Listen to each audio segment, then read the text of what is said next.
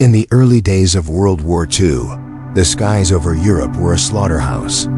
For the young American crews of the 8th Air Force, flying missions into the heart of Germany was a one-way ticket for far too many. They were told their B-17 Flying Fortresses and B-24 Liberators were self-defending marvels, bristling with 50 caliber machine guns, capable of flying in tight formations and protecting each other. This was the myth of the self-defending bomber, a deadly myth. In reality, these massive formations were like herds of slow-moving beasts, stalked by packs of wolves. The German Luftwaffe pilots, flying nimble and heavily armed Messerschmitts and Focke-Wulfs, saw them as easy prey. They would tear into the bomber boxes, their cannons ripping through aluminum skin and plexiglass. For the American gunners, it was a terrifying, chaotic fight for survival. They would fire back, sometimes scoring a hit, but they were outmatched. The German fighters could attack from any angle, concentrating their firepower on a single bomber until it spiraled down in flames. The missions were brutal. Every raid meant losses. 5 bombers down, then 10, then 20. Each plane held 10 men. Do the math. The cost in lives was staggering. The air crews called it the butcher's bill, and it was getting higher every single day. This was the grim reality of Unescorted daylight bombing. The breaking point came on October 14, 1943.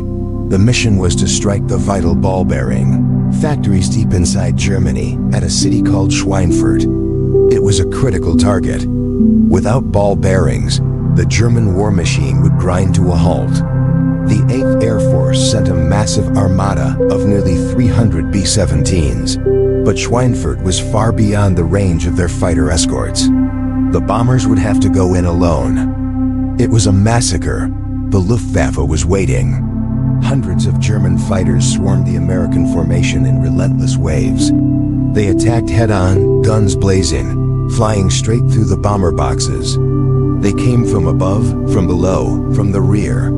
The sky was filled with smoke, fire, and parachutes. For hours, the American crews fought a desperate, losing battle. The results were catastrophic. 60 bombers were shot down, 60. Another 17 were so badly damaged they crashed or were scrapped upon returning. Over 600 airmen were lost, killed, wounded, or captured. It was a day that would be forever known as Black Thursday. The 8th Air Force had been bled white. The myth of the self-defending bomber was shattered in the skies over Schweinfurt. The daylight bombing campaign was on the verge of collapse. Back on the ground, in the Luftwaffe mess halls across Germany, there was a sense of triumph, even arrogance.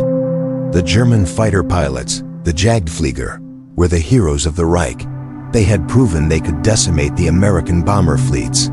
They joked that the fat cows were easy pickings. They had developed brutally effective tactics like the head-on attack, which exploited the B-17's weaker forward-facing defenses. The American bombers were flying predictable routes, and the Germans knew it. More importantly, they knew exactly where the American fighter escorts had to turn back. The P-47 Thunderbolts and P-38 Lightnings that flew with the bombers were great fighters, but they had a critical weakness: fuel. They were thirsty birds, and their range was limited. The American fighters could only escort the bombers part of the way.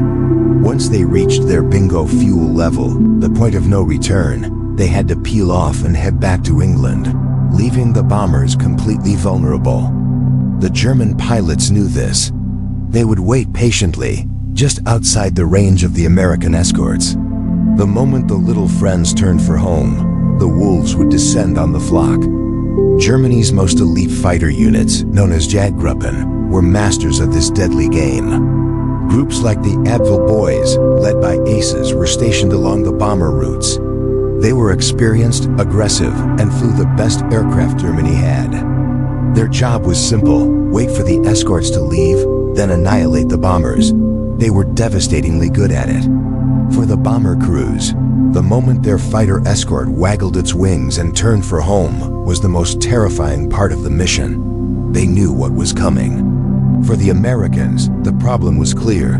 They needed a fighter that could go all the way. A fighter that could escort the bombers to their targets deep in Germany, fight the Luftwaffe, and bring them home safely. The existing fighters couldn't do it. They tried adding extra fuel tanks, drop tanks, which helped, but it wasn't enough for the really deep targets, like Berlin. The entire daylight bombing strategy depended on solving this one crucial problem. Then, a new shape appeared in the skies over England.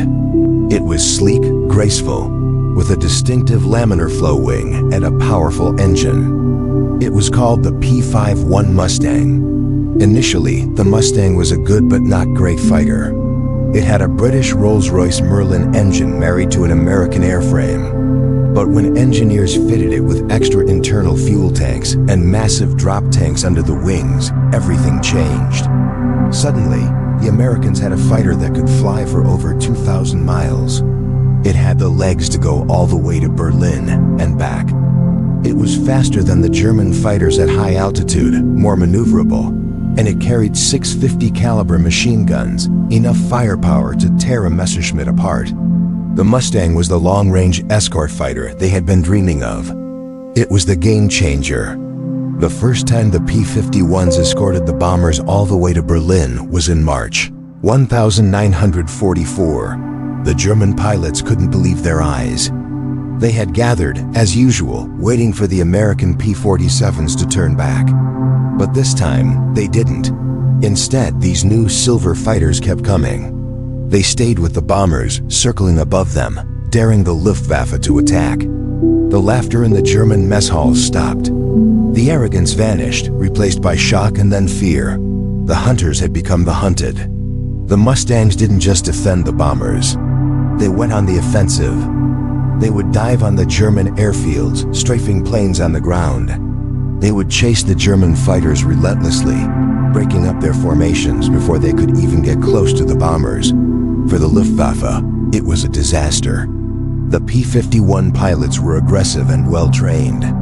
They took the fight to the Germans in their own airspace. The experienced German aces were suddenly fighting for their lives against swarms of Mustangs.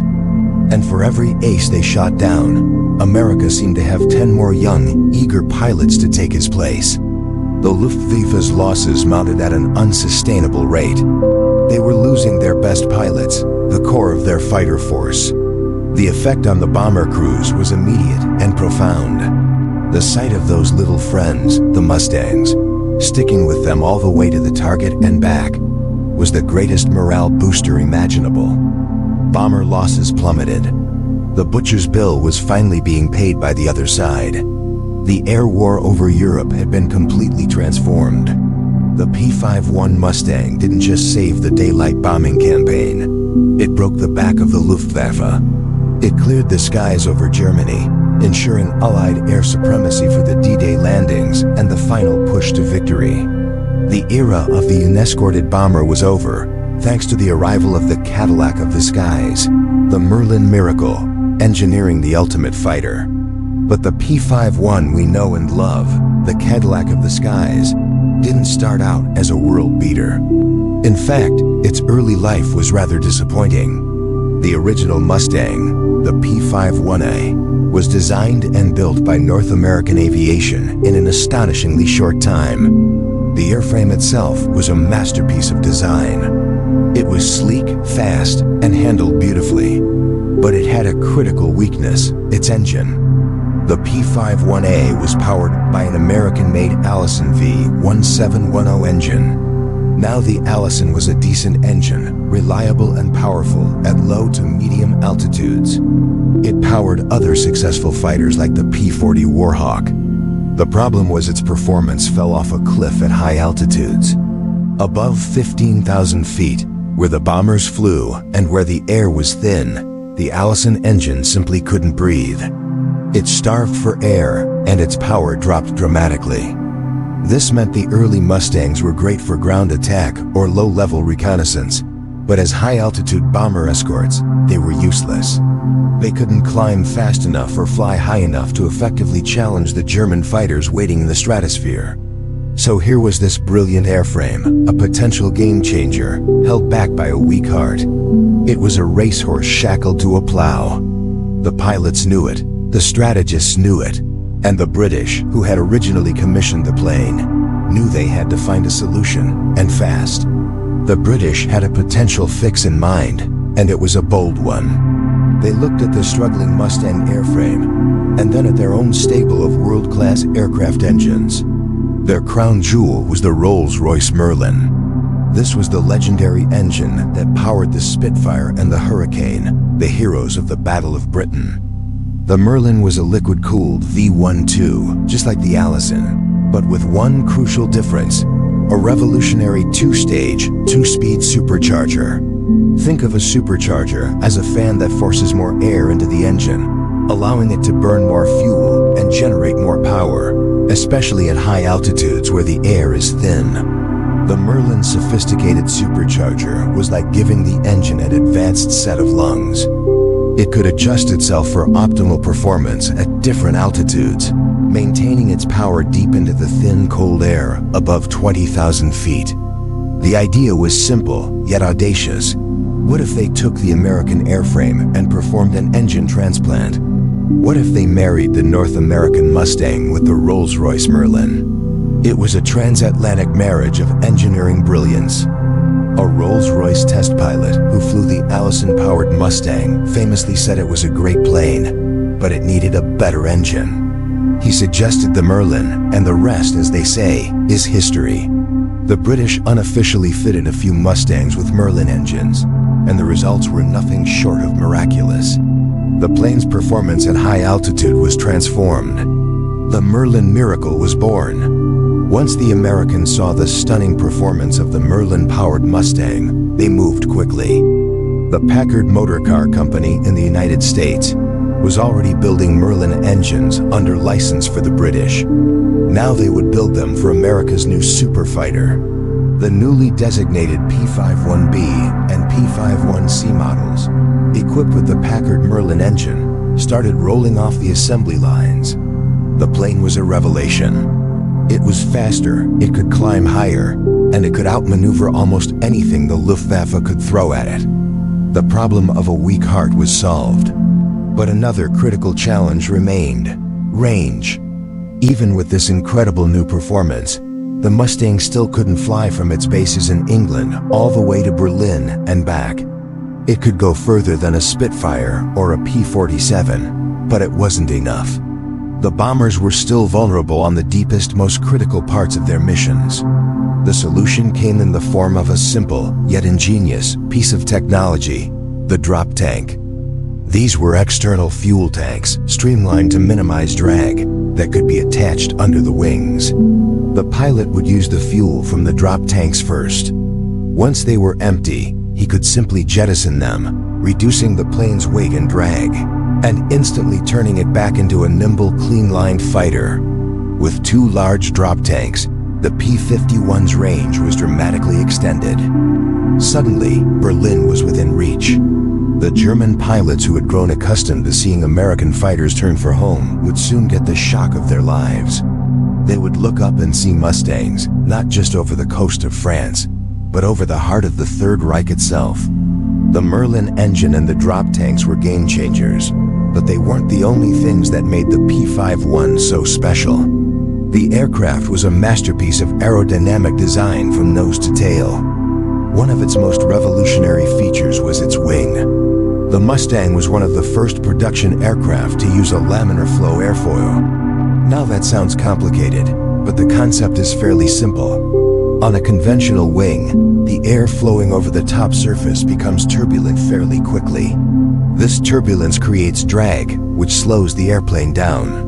A laminar flow wing is designed to maintain a smooth, or laminar, flow of air over a much larger percentage of its surface. The thickest part of the wing was moved further back, and its leading edge was shaped more precisely. This seemingly small change had a huge impact. It dramatically reduced drag, allowing the Mustang to slice through the air with incredible efficiency. This meant it could fly faster, and just as importantly, farther on the same amount of fuel. This aerodynamic excellence, combined with the powerful Merlin engine, gave the P-51 its legendary combination of speed and range. It was a perfect synergy of power and efficiency, a design so advanced that its principles are still used in aircraft design today. The sleek, efficient wing wasn't just a part of the plane. It was a core reason for its dominance. So you had a powerful, high-altitude engine. You had incredible range thanks to drop tanks, and you had a cutting-edge, low-drag airframe. When you put all those things together, what did you get? You got the Cadillac of the skies. That's what the pilots who flew it called it, and for good reason. The P-51 was more than just a collection of impressive stats. It was a joy to fly. Pilots loved its responsiveness and agility. It was stable and forgiving, but when it was time to fight, it could turn and climb with the best of them. The later P-51D model introduced another iconic feature, the bubble canopy. This teardrop-shaped, all-around clear canopy gave the pilot an unobstructed 360-degree view, a life-saving advantage in a chaotic dogfight. There were no blind spots where an enemy could sneak up on you. Armed with 6 .50 caliber machine guns, the Mustang had enough firepower to shred any German fighter it encountered. When the Mustangs first appeared over Berlin, the head of the Luftwaffe, Hermann Göring, knew the war was lost. The sight of these long-range escorts, bristling with guns and protecting the previously vulnerable bombers, was a death blow to the morale of the German Air Force. The hunters had become the hunted. The P-51 Mustang cleared the skies over Europe, allowing the bombers to do their work and paving the way for the Allied victory. It was the ultimate escort fighter, a perfect marriage of American and British engineering, and a true legend of the air. The shock over Berlin, the little friends arrive. Then came March 6, 1944, a day that would forever alter the course of the air war over Europe. On that morning, as the massive formations of the 8th Air Force approached Berlin for the first time in full force, a familiar scene began to play out. The bombers' usual escorts peeled off, their fuel gauges dipping into the red. The German fighter pilots, flying their formidable Bf-109s and FW-190s, licked their lips and prepared for the slaughter.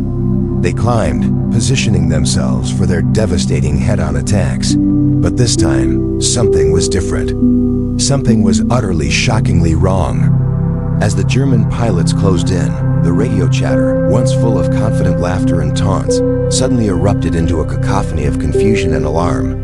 "Achtung, Spitfire!" One pilot screamed, mistaking the new silhouettes for British Spitfires. But Spitfires couldn't fly this far. They were deep inside German airspace, over the capital itself. These weren't Spitfires. They were sleek, silver Predators with a distinctive bubble canopy and a lethal grace. They were the P-51 Mustang, and they weren't turning back. The shockwave that rippled through the Luftwaffe was immense. For the first time, American fighters were escorting bombers all the way to Berlin and back. The German pilots' safe zone, the last leg of the bombers' journey where they had previously reigned supreme, had vanished overnight. The laughter had turned to terror. The hunters had become the hunted. The Mustangs, with their incredible range, thanks to their revolutionary design and drop tanks, had just rewritten the rules of aerial combat. For the American bomber crews, the sight of these new fighters was nothing short of a miracle. They had a nickname for their escort fighters, Little Friends, and these new arrivals were the best friends they could have ever hoped for. For months, they had endured the psychological torture of flying into the heart of the Reich, knowing that for a significant part of the journey, they would be completely alone and vulnerable. Seeing the Mustangs stick with them, dogfighting with the enemy right over the target, was an indescribable morale boost. It was a sign that they were no longer just lambs to the slaughter. Hope had arrived with a silver glint and the roar of a Merlin engine. The P-51 Mustang wasn't just a long-range escort. It was a superior fighting machine. At high altitudes, where the heavy bombers flew, the Mustang's Rolls-Royce Merlin engine gave it a distinct advantage. It could outclimb, outrun, and outturn the German Bf-109, which had been a fearsome opponent. German pilots who had once confidently dictated the terms of engagement now found themselves in a desperate fight for survival. They couldn't dive away, they couldn't climb away, and they couldn't outrun the relentless pursuit of the Mustangs. One famous German ace, Adolf Galland, later recalled the profound psychological impact of this moment. He said when he saw Mustangs over Berlin, he knew the war was lost. It was a strategic checkmate. The American fighters could now not only defend the bombers, but could go on the offensive, sweeping ahead of the bomber stream to clear the skies of any and all opposition. The Luftwaffe was forced into a defensive war of attrition they simply could not win. They had to engage the Mustangs to get to the bombers, and in doing so, their experienced pilots were being systematically eliminated. The ripple effect was catastrophic for the German war effort. The Luftwaffe's fighter arm was bled white. The once untouchable German air defense system was broken. The safety that their pilots felt, the confidence they had in their machines and tactics, all evaporated in the face of this new, relentless enemy. The sky over the Reich was no longer a sanctuary. There was nowhere left to hide. The Mustangs established total air superiority, paving the way for the final push to victory. From that day in March 1944 onward, the balance of power in the air shifted decisively. The laughter of the German pilots was replaced by the grim silence of defeat. The Little Friends had not only saved the American daylight bombing campaign, but had also broken the back of the Luftwaffe. The arrival of the P-51 Mustang over Berlin was more than just a tactical victory. It was a turning point, a symbol of American industrial might and ingenuity that signaled the beginning of the end for the Third Reich. It was the moment the hunters realized they were now the prey, and the skies over Germany would never be safe for them again. Doolittle's order, seek and destroy. For months, American B-17 and B-24 bombers had been flying deep into enemy territory, getting torn to shreds by the elite German Luftwaffe. The bombers were tough, but without fighter escorts for the entire journey, they were sitting ducks. German pilots in their Messerschmitts and Focke-Wulfs almost saw it as a sport, laughing as they picked off the lumbering giants one by one. The losses were staggering, threatening to cripple the entire strategic bombing campaign. The Allies needed a game changer, and they got one in the sleek, powerful form of the P-51 Mustang. The Mustang wasn't just another fighter.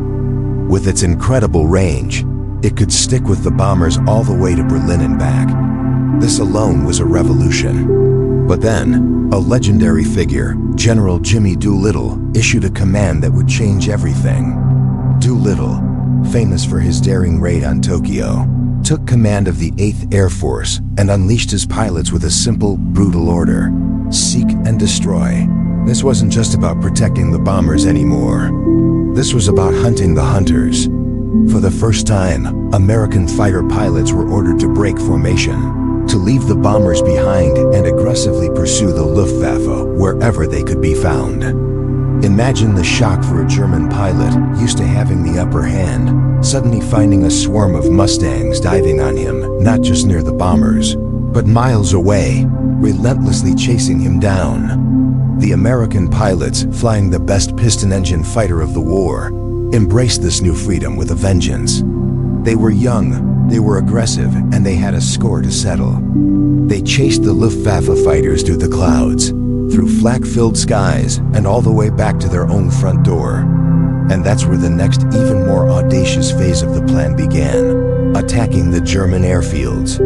After a dogfight, a German pilot's biggest sigh of relief was reaching his home base. But the Mustangs started following them home. They'd strafe the runways, destroying planes as they tried to land, refuel, or rearm. They turned the supposed safe havens into death traps. There was no escape. This strategy was more than just racking up kills. It was a brutal war of attrition. The Allies could replace a lost P-51 and train a new pilot in a matter of months.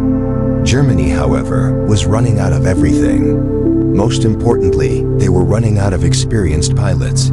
The Luftwaffe had started the war with some of the best trained and most battle-hardened aces in the world. But now, every time one of these veterans was shot down by a Mustang, years of invaluable combat experience were lost forever. They were being replaced by teenagers with barely 100 hours of flight time, thrown into the meat grinder against American pilots who were flying combat missions almost daily. The skill gap became a chasm. The Germans were losing their core, the very soul of their air force. The once feared interceptors were now the intercepted. This systematic dismantling of the Luftwaffe had a far greater purpose than just winning dogfights. It was all about setting the stage for the biggest amphibious invasion in history, D-Day. For the landings in Normandy to succeed, the Allies needed absolute air superiority. They couldn't have German planes strafing the beaches or bombing the invasion fleet. By sending the Mustangs deep into Germany day after day, the 8th Air Force was effectively clearing the skies in advance. They forced the Luftwaffe to defend the homeland, pulling their best pilots and planes away from the French coast. When the invasion finally came on June 6, 1944, the Luftwaffe was a shadow of its former self. They were so decimated, so worn down by the relentless Mustang attacks, that they could barely mount any significant opposition over the Normandy beaches. The Allied soldiers storming the shore were spared an aerial bloodbath, thanks in large part to the sacrifices and aggression of the fighter pilots months before. So why did the German tactics, once so effective, ultimately fail? They had built a force of specialized interceptors designed for one thing: shooting down heavy bombers. Their entire strategy was reactive. They waited for the bombers to come to them. The Mustangs, under Doolittle's command, flipped the script. They went to the Germans. They dictated the terms of the fight, choosing the time and place of battle. The German war machine, built for quick, decisive blitzkrieg-style victories, couldn't cope with a prolonged, grinding war of attrition in its own skies. They lost their best pilots, their best planes, and ultimately, control of the air. The laughter of the German pilots had long since died. By 1945, the sight of a silver P-51 Mustang streaking across the sky meant one thing: the end was near. It was a testament to a superior machine, a brilliant strategy, and the courage of the pilots who flew into the heart of the Reich and broke the back of the Luftwaffe. The final verdict: Hermann Göring's realization. Let's rewind a bit. In the early years of the war, American B-17 flying fortresses and B-24 Liberators were flying deep into Germany on bombing runs. These were incredible machines, bristling with machine guns, but they had a fatal flaw. They were slow and, for the most part, Unescorted. German fighter pilots in their nimble Messerschmitt Bf-109s and Focke-Wulf 190s treated these missions like a turkey shoot. They would swoop in, make their attacks, and disappear before the bomber crews could effectively fight back. The losses were staggering. For a while, it seemed like the American daylight bombing campaign was doomed to fail. The Allies needed a hero, a long-range fighter that could go all the way to Berlin and back, protecting the bombers every step of the way. Enter the P-51 Mustang. Originally, the Mustang was a decent plane, but it had one major issue. Its performance at high altitudes was poor. It just couldn't compete with German fighters up where the bombers flew. The British, however, had a brilliant idea. They took a Mustang and fitted it with their own legendary engine, the Rolls-Royce Merlin. The result was nothing short of miraculous. It was like putting a supercar engine into a family sedan. The new P-51B, and later the iconic bubble canopy P-51D, was a world beater. It was fast, agile, and most importantly, it had an incredible range, especially when fitted with external drop tanks. Suddenly, the hunters became the hunted. When German pilots rose to intercept the American bomber streams, they were met by swarms of Mustangs.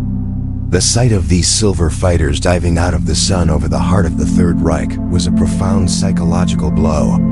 This brings us back to Hermann Göring. When he stood on his balcony in Berlin and saw those P-51s circling overhead, he knew the defensive shield of the Luftwaffe had been broken. His exact words were reportedly, "When I saw Mustangs over Berlin, I knew the jig was up."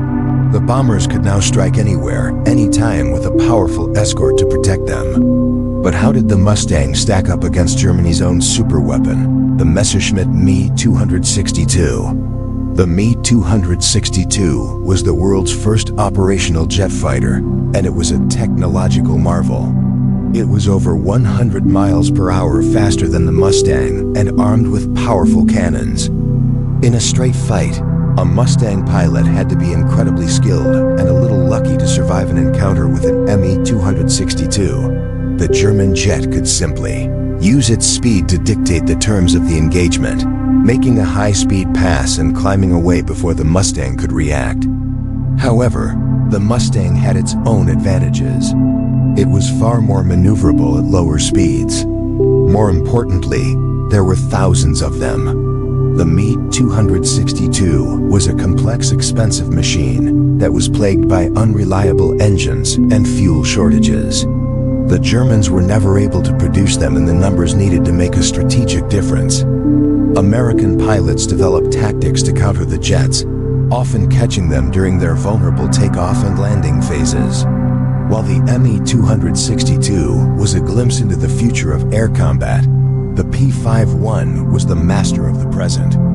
It was the right plane at the right time, and its sheer numbers and reliability overwhelmed the German technological edge. The Mustang wasn't just a plane. It was an ace maker. The combination of a superior aircraft and well-trained pilots led to incredible success. Hundreds of American pilots achieved ace status, meaning they had shot down at least 5 enemy aircraft while flying the Mustang.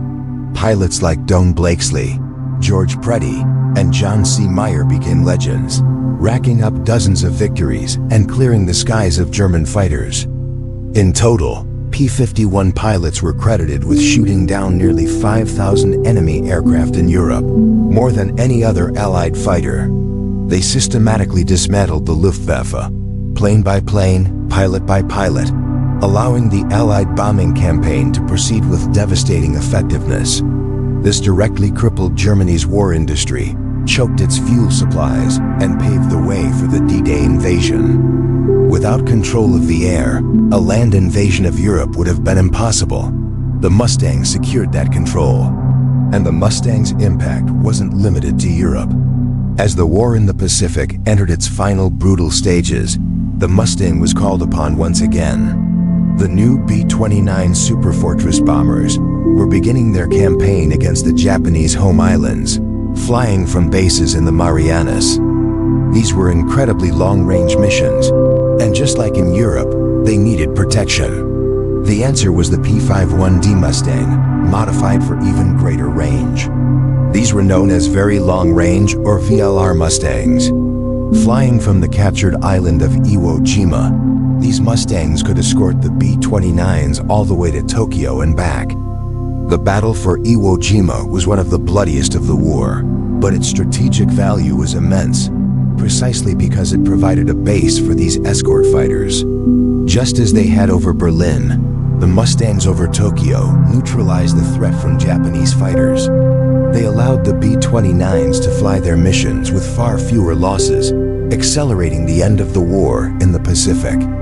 From the skies of Germany to the airspace over Japan, the P-51 Mustang proved its worth as the definitive long-range escort fighter of the war. So how did one fighter plane change history? The P-51 Mustang didn't just escort bombers. It broke the back of the German Luftwaffe, enabled the strategic bombing campaign that crippled the Nazi war machine, and secured the air superiority needed for the invasion of Normandy.